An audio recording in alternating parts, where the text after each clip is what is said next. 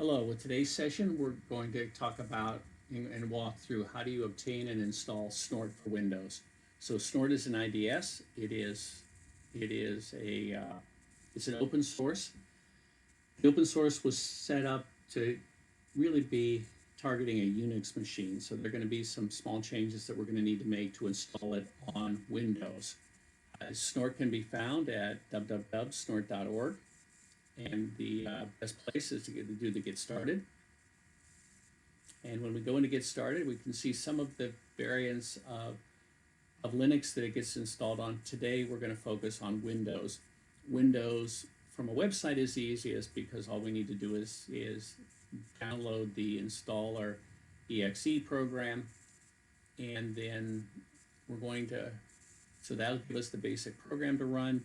Then we need we went ahead and subscribed so that we could get the higher version of rules, and then we went ahead and downloaded the rules. So go to rules, pick up the rules for Snort, the snapshot rules, and they are most current one is down here at the bottom. So we picked up that one and downloaded those two.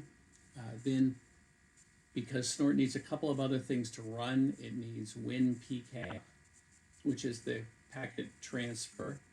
WinPcap can be found at winpcap.org.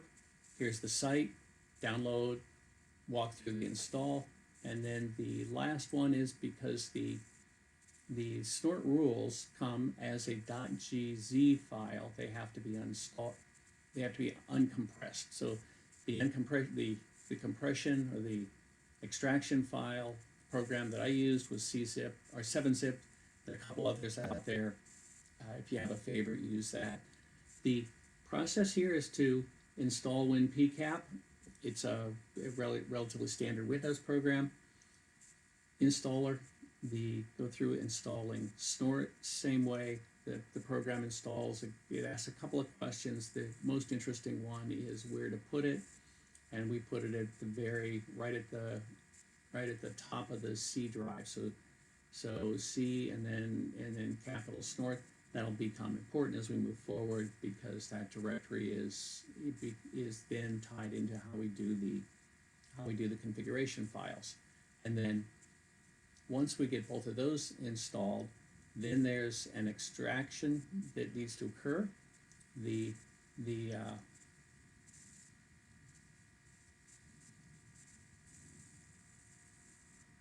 file that gets downloaded with all the rules is this one. It has about 4. The only ones we need are the pre-processing rules and the rules. And the program itself is going to install in the C Snort. We need to have a folder called rules and a folder called preprocessor set up to receive these. So the preprocessor rules, all the rules in here go into this folder. Rules go into the rules folder. Then the last thing we do around installation is check to see that it runs. So to do that, we're going to open up a command window. I already have one open here, and we're going to repoint it to, as you can see on the left, Snort in the bin folder within Snort, and then to give it a test drive, we're going to type in Snort-V, and that will tell us when we get to this point and the version comes up, it tells us that we've been successful with installing Snort.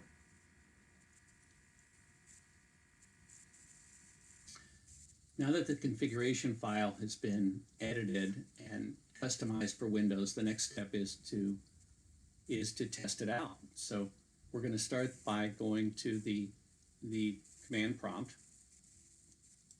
Snort only runs through the command prompt, and we're going to do that by opening the command window. And then because we need to point it to the directory where the Snort program is, we do a change directory, and it's C:/Snort bin takes us there, and we'll do just like we did after the installation of checking it. Snort -v will tell us if we have a program that's running, and we do. Before we go and set up to test the configuration, we need to know what our interface number is. So to get that, we type in Snort -w, and we do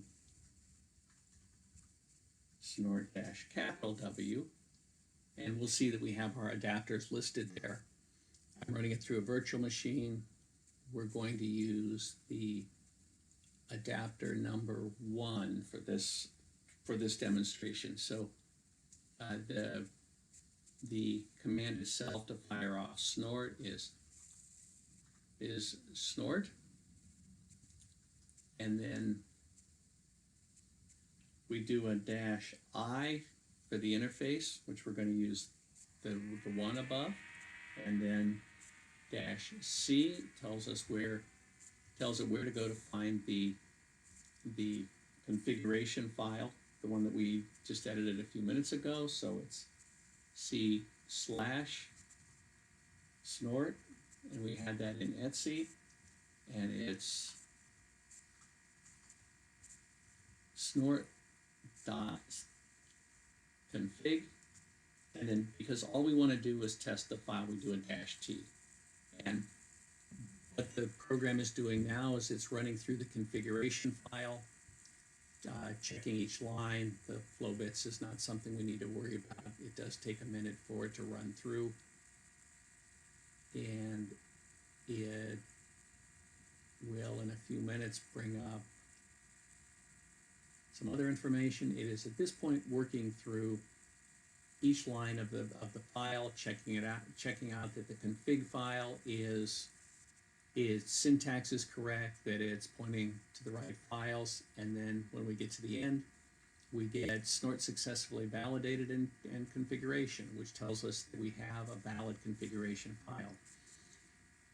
If there was an error made somewhere along the way, we learn it here because it'll fail out, and it'll give us a line number that we then can go back to and iron out any errors or inconsistencies in that file. But with a configuration file that's set up, the next step here is to actually run Snort. We use the same command as above, but instead of a T, we're going to we're going to look for alerts, and we're going to send them to the console, so we can actually see them in the console. And so it's going to run the same thing that it did when we checked it above for the test configuration, and it'll go through exactly the same process. In a moment here, it's going to come back. It'll tell us our configuration file was set up correctly, and then it will begin monitoring. So in the meantime, what I did was set up an alert file. Oops.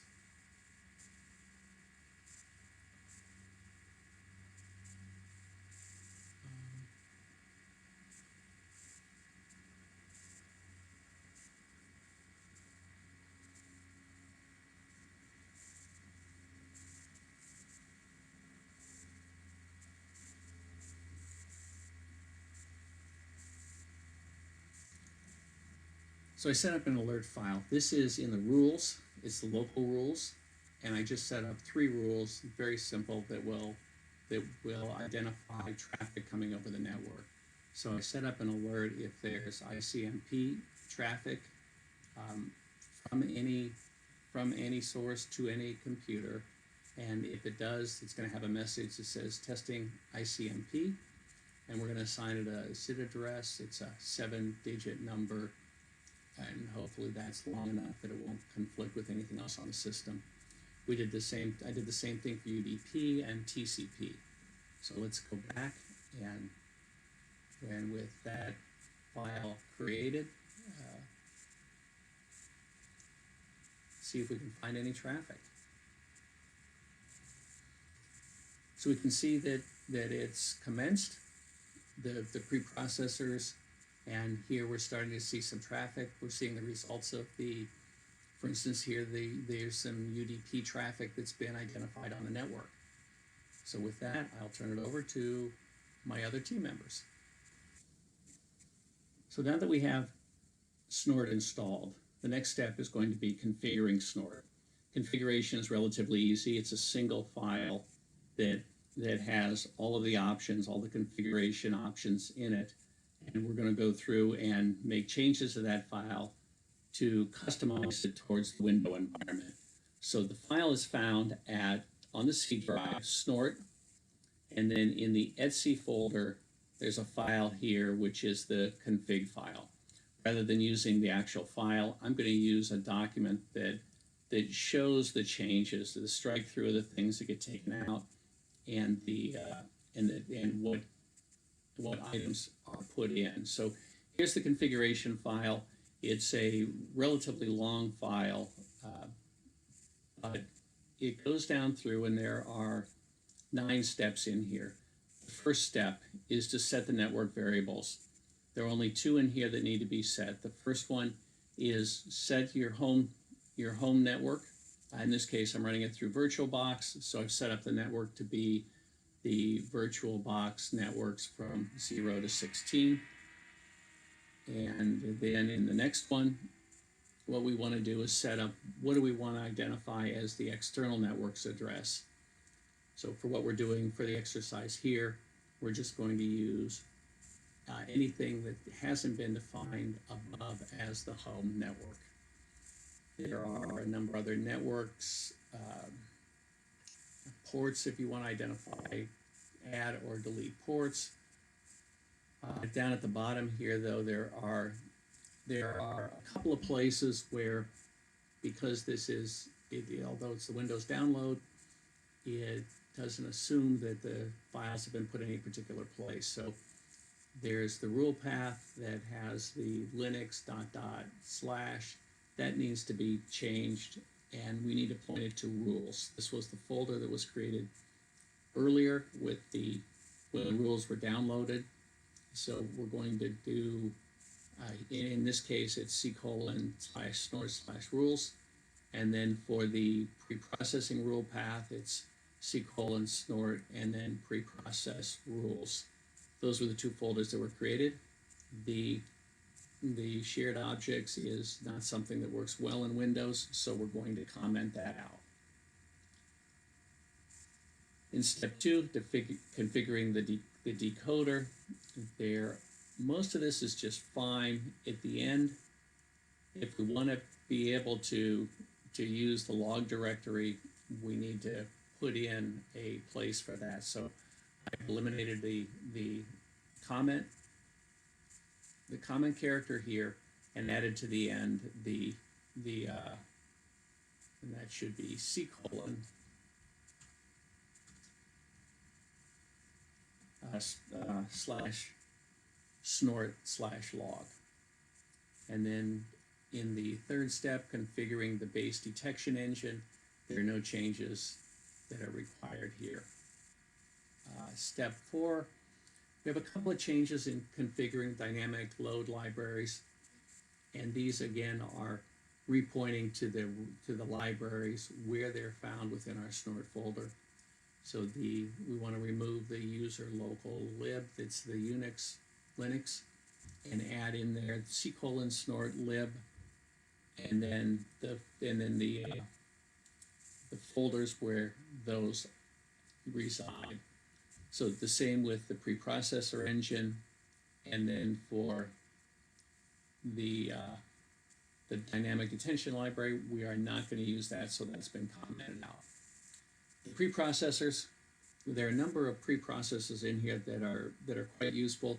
The inline packet, this is for inline processing on Snort, which is we're not going to use the inline, so we're going to take all of those out by commenting all those as preprocessors.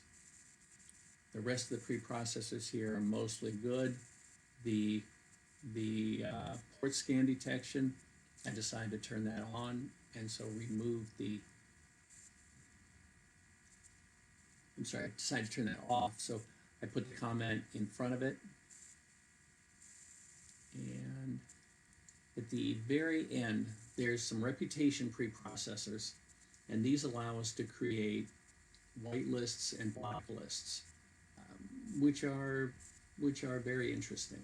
So the configuration file comes with just whitelist.rules and blacklist.rules. I changed it to whitelist.txt and blacklist.txt as the files txt being the text files, a little more window, in keeping with Windows. The important thing about whatever file names are put in here is the files aren't preloaded. So whatever file name is chosen, we then need to go in and add those files. So in the rules, going back to Snort to main directory, we went into the rules. Blacklist is here. It's a text document. It's a text file. You can bring up a notepad. All I did was put some comments, created that file, but it's set up so that when the configuration file is run, it will connect the two. We're going to, yeah.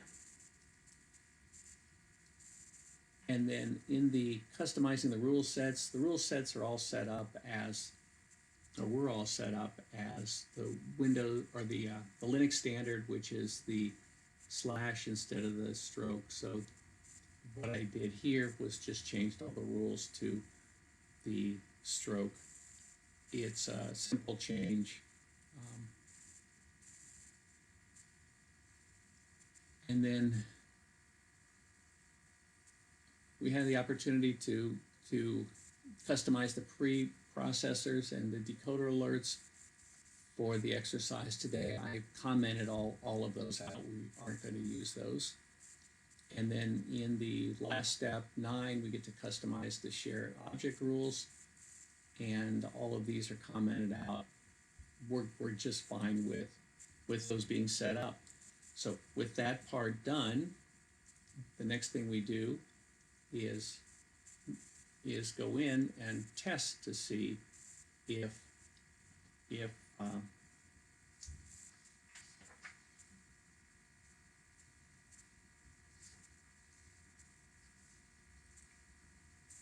we're going to test to see if Snort works and then fire it up. So in the next session, I'll be doing that.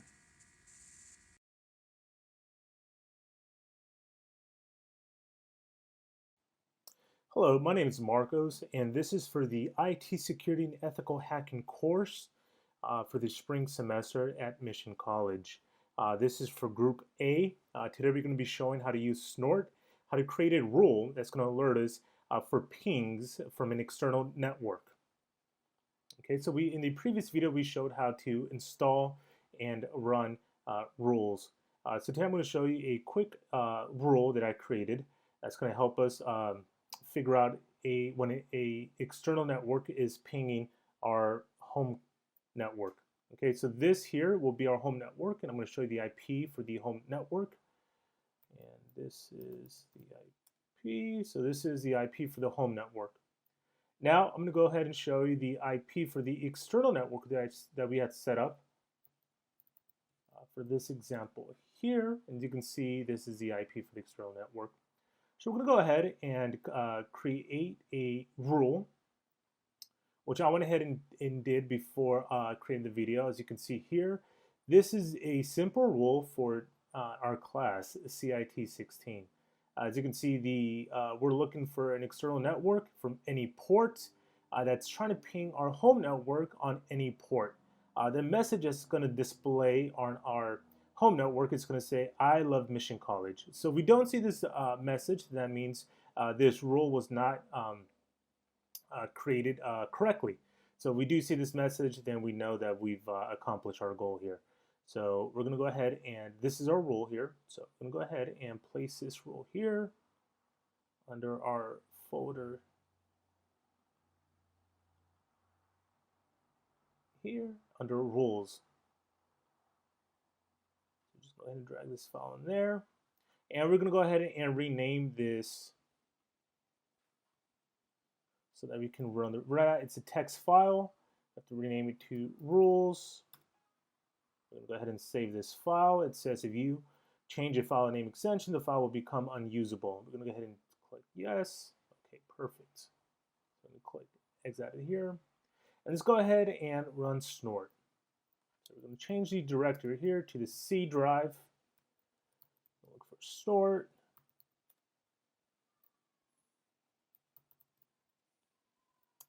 Space.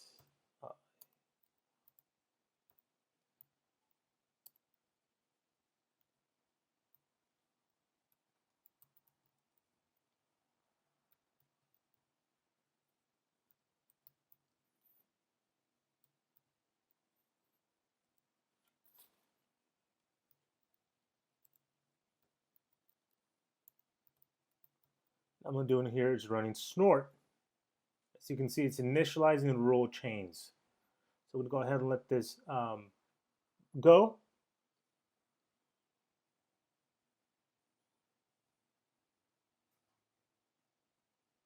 It's going to take a while here.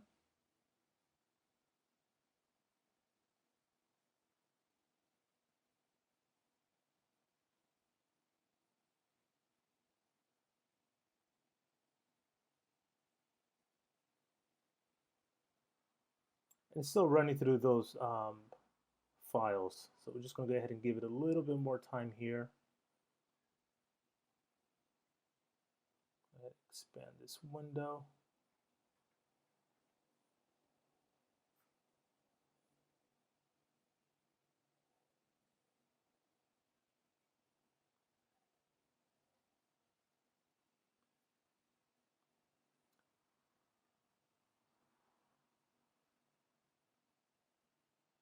As you can see, its initialization was complete. So we went ahead and successfully ran Snort. So take a look at this window here as I go ahead and ping from the external network. I'm going to go ahead and ping the home network. So 192.168.56.101. Actually, 101. And as you can see, we successfully are receiving the message, I love Mission College, as you can see here. So this is letting us know that we're receiving a ping request from an external network. So this is how to set up a rule to alert us for ping requests from external networks.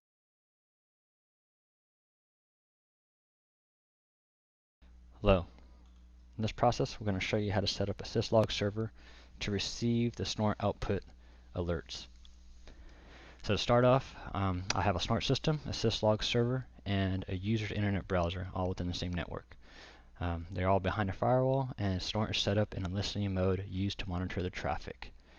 So with Snort, you already have the option to view the Snort output and alerts within a log file located on the Snort system, or through the actual console itself. But what if you want to be able to monitor and analyze the alerts Snort produces in an easy-to-read format?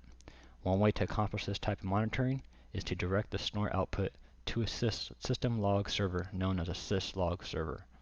This way, analysts can monitor the Snort activity using a syslog viewer. The key steps for setting up a syslog server include installing a syslog application, configure it to listen to the syslog event traffic, and start the syslog server to listen for Snort output. So I will demonstrate the process to set up a syslog server to receive Snort alerts. First, we need to go ahead and download and install a syslog application. I'm using the syslog server for Windows. So once it's downloaded and installed, you can simply run the application, and a window will appear. This is where all the alerts will basically be populated. You can go ahead and monitor the traffic. So next, we will need to configure the Snort to direct the output to the syslog server by editing the snort.conf. I'm going to go to my Snort server, locate the snort.conf within c:/snort etc.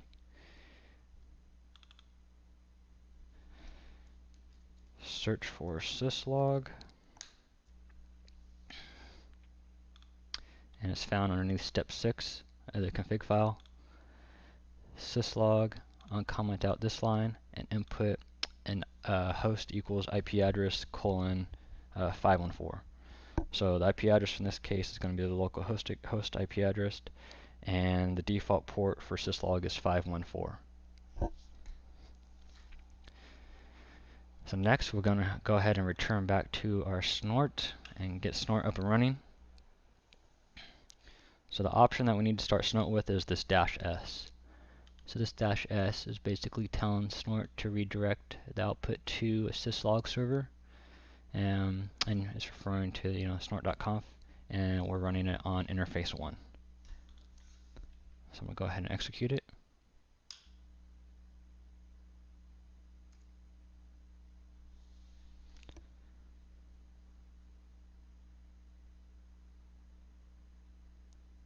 So syslog is a relatively simple protocol. It uses UDP to send messages from a program or system's output to the syslog server. But in a real-world deployment, the syslog server will be running on a dedicated server where it can receive outputs from many different programs.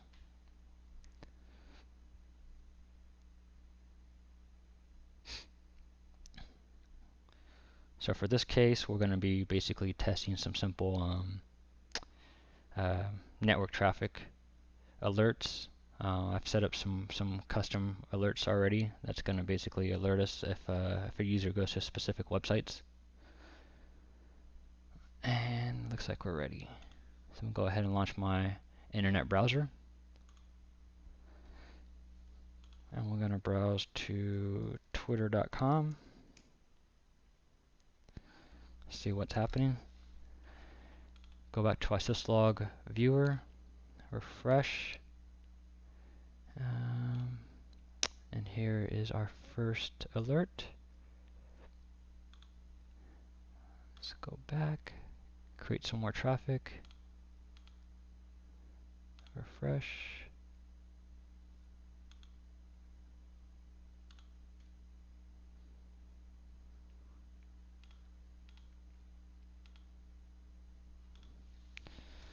Looks like that's pretty much it then, huh?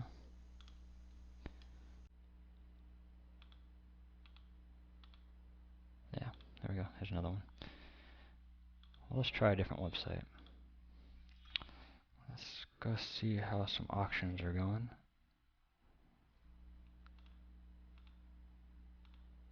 Yep, there's some more hits.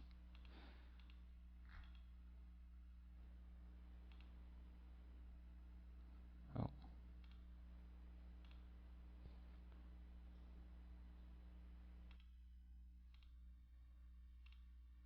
There we go. And last but not least, let's go take a look at everyone's favorite, Facebook.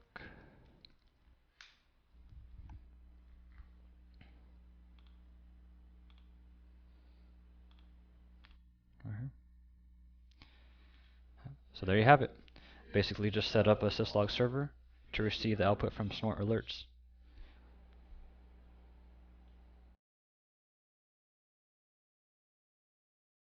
Let's begin.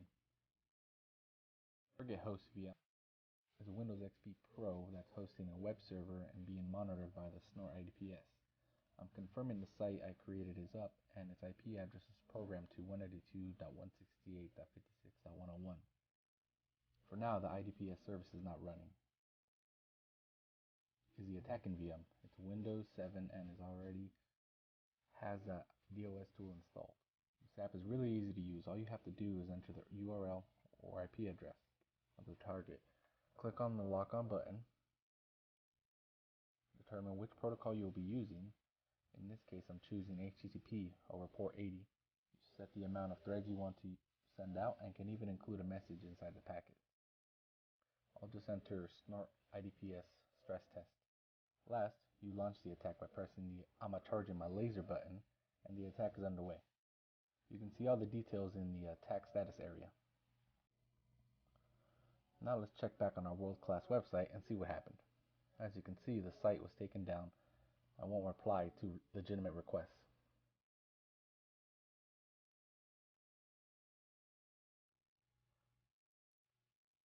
stop the attack, simply push the Stop Flooding button, and the web server will be able to restore our award-winning website back to its glorious state.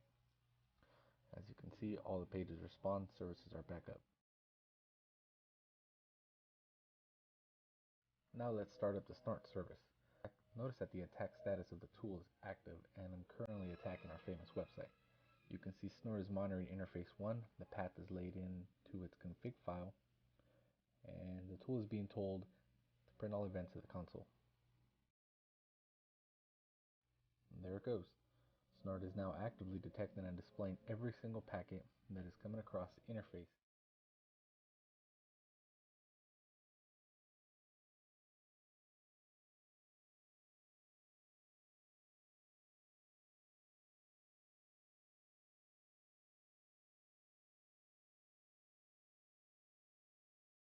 You can see that once I stop the attack, Snort will also respond and there is little to no events being displayed. One more test. This time we'll start Snort prior to being attacked. Here you can see in the console that Snort has begun processing packets.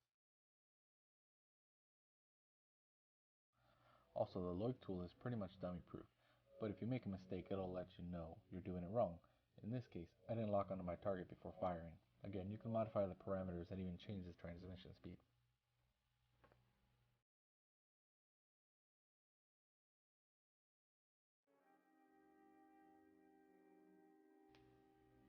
This time, the DOS tool doesn't take down the web server immediately, but the Snort system does successfully detect the incoming flood. Eventually, the server won't be able to keep up and will stop working.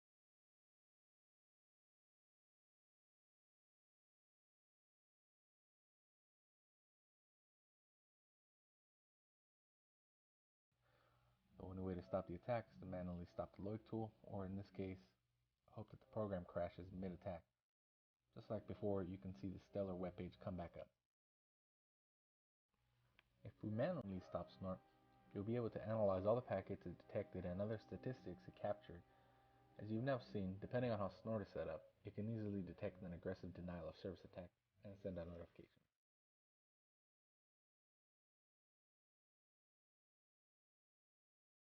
Thank you for watching, and I hope you enjoyed the video.